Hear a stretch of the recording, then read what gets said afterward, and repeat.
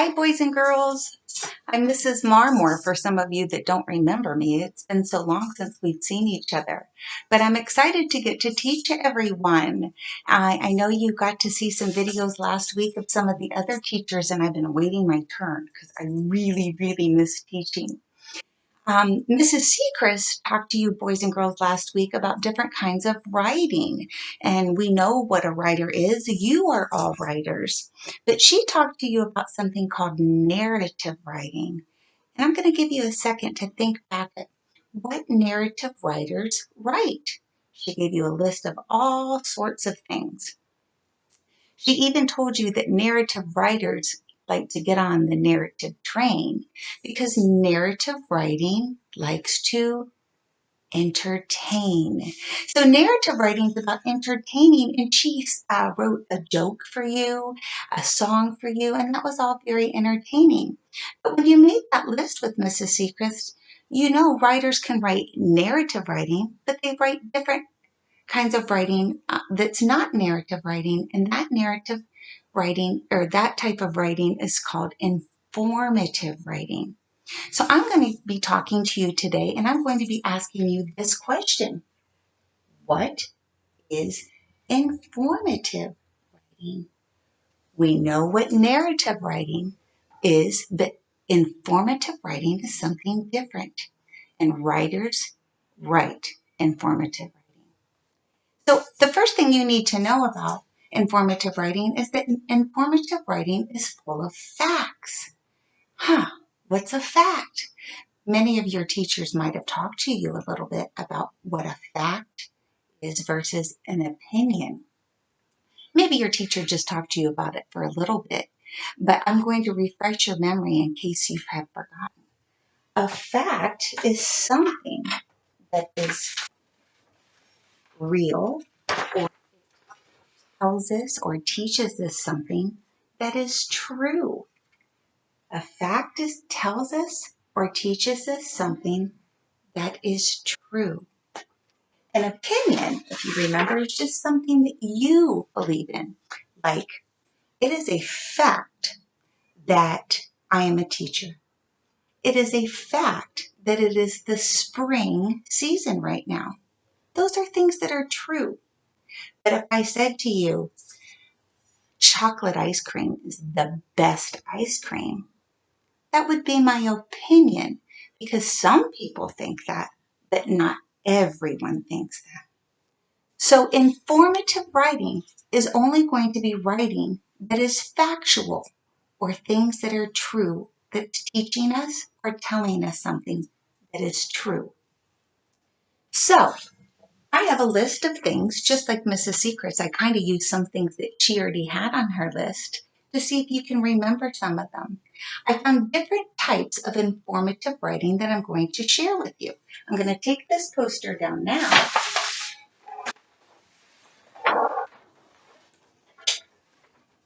and show you some things that I have here on my board. Everything on my board is, of course, this is Mrs.Marmor. Here we go. Everything on my board is a type of informative writing because it's factual. It's going to be teaching us or telling us something. So I'm going to show you this first thing that's on my board. If you look here, boys and girls, this is an oven. And there's lots of writing on here. The writers that did the writing for this oven wanted to tell me the instructions on how to get this oven in my house. So this is all informative writing because in order to get that oven in my house, I have to follow the instructions. The writer wanted me to understand that there are simple rules or directions that I need to follow in my instructions to get the oven in my house. The one that keeps falling down is this. You know what this is called? This is a map. Maps are full of all sorts of information. And the writers that wrote this map used informative writing. They wanted me to know all of the information I needed. Oh my goodness, things are falling apart.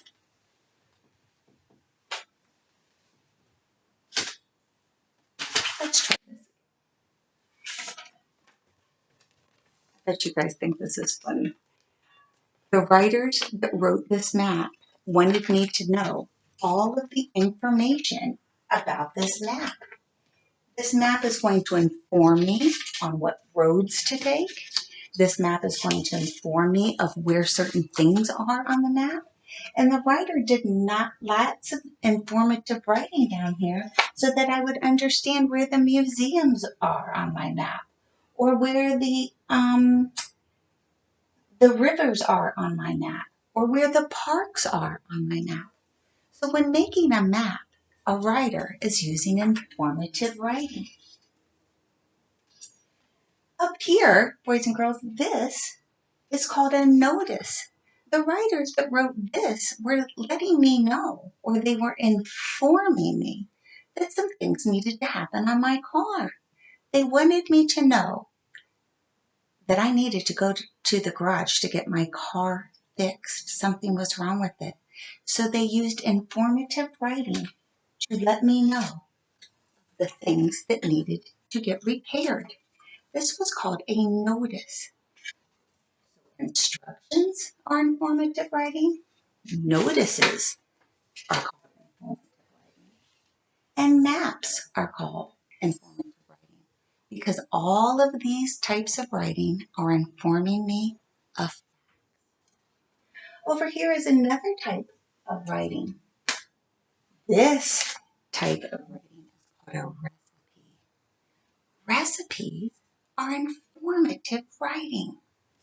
If I follow this recipe, I will be able to make ice cream cookies.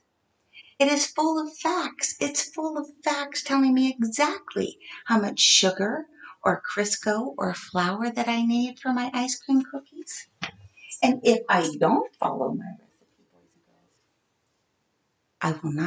I will not have yummy ice cream cookies. So the recipe is informing me exactly what it is I need to do to have ice cream cookies. So we say recipes is a type of writing called informative.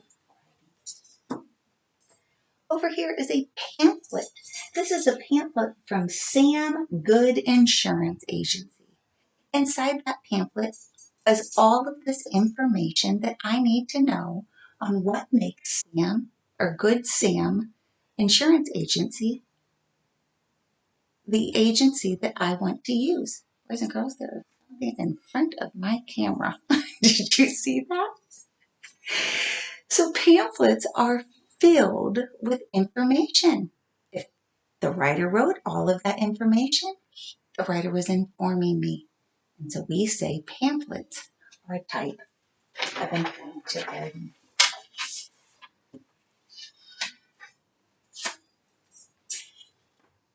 The last one I have down here is a calendar. It is the Central Columbia Elementary Activity Calendar. Calendars are always full of information. Telling me the days of the week. It's telling me what activities are happening. It's telling me what gym class or what day of the week if you have gym or art.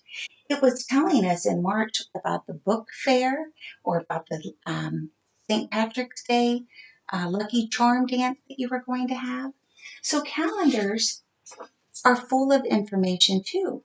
And when the writer was writing this calendar, they were writing using the type of writing called informative writing.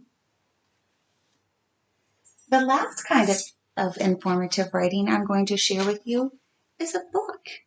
Now, I know Mrs. Secret said that stories can be narrative writing because they entertain us, and she's absolutely right.